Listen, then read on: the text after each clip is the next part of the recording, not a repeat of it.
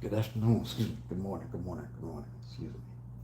Let's get started with this live feed. First Thessalonians chapter 2, verse 5 through 12.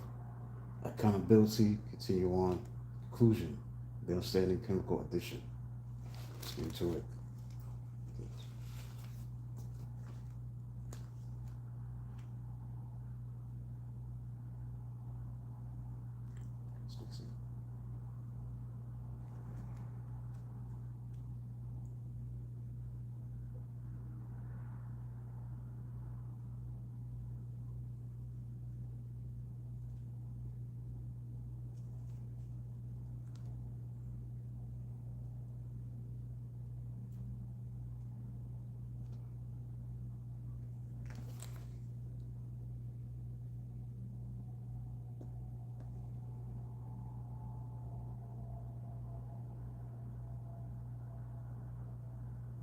We never use flattery, nor did we put on a mask, cover up greed. God's a witness.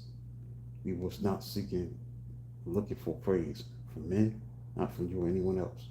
As apostles of Christ, we could have been a burden to you, but we were gentle among you, like a mother caring for her little children. We love you so much that we were delighted to share with you not only the gospel of God, but our lives as well, because you have become so dear to us. So you remember, brothers, our toil and hardship. We work right night and day in order not to be a burden to anyone while we preach the gospel of God to you. You are witnesses, and so is God. And however holy, righteous, and blameless we were among you who believe. For you know that we dealt with each of you as a father deals with his own children, encouraging, confronting, and urging you to live lives worthy of God who calls you into his kingdom and glory. Accountability. Let's get into it, man. If we are going to live a righteous life, we be accountable first to God and then to one another. We'll all give an account to God someday, whether we want to or not. It is infinite better to be honest with God now, receive his forgiveness, and live in conscious, more moral agreement with him than to face judgment later. It's for 3 people tuning in, 12 people tuning in. Thank you. Subscribe to the channel, hit the like button. But if we walk in the light, as he is in the light, we have fellowship with one another. The blood of Jesus' Son purifies us from all sin. Notice that the fellowship is not only with God, but also with one another. Authority, accountability, affirmation, acceptance. The 4 words that are in order we must consider. Which end of that list did Jesus initiate his relationship with us?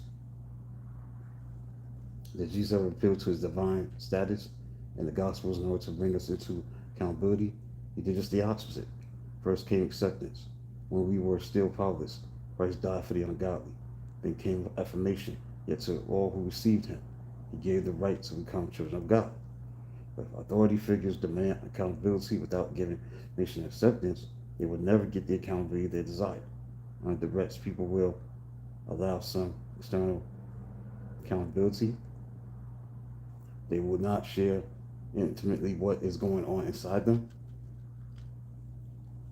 However, when people know they're accepted and affirmed by those in authority, they'll voluntarily be accountable to them. Paul could have asserted his authority since he was an apostle, but chose instead to be a gentle among them, like a mother caring for her little children. Not only did he share the gospel with the Thessalonians, but he also shared his life. This principle is also true in our homes. Distraught parents demand to know where their child has been. The child will likely say, I was out. When asked what he or she was doing, the child will say, nothing. People will not be openly accountable to others.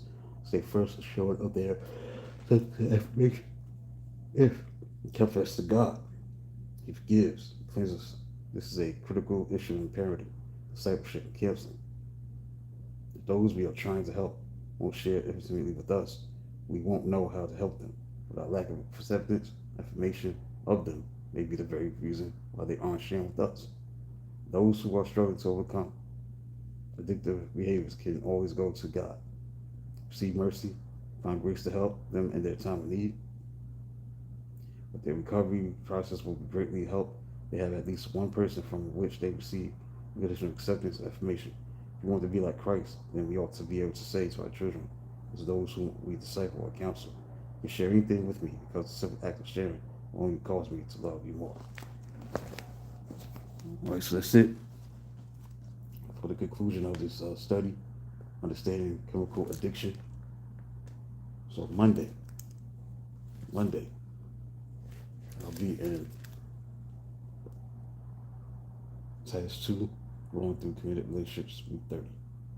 All right, that's it. Good one.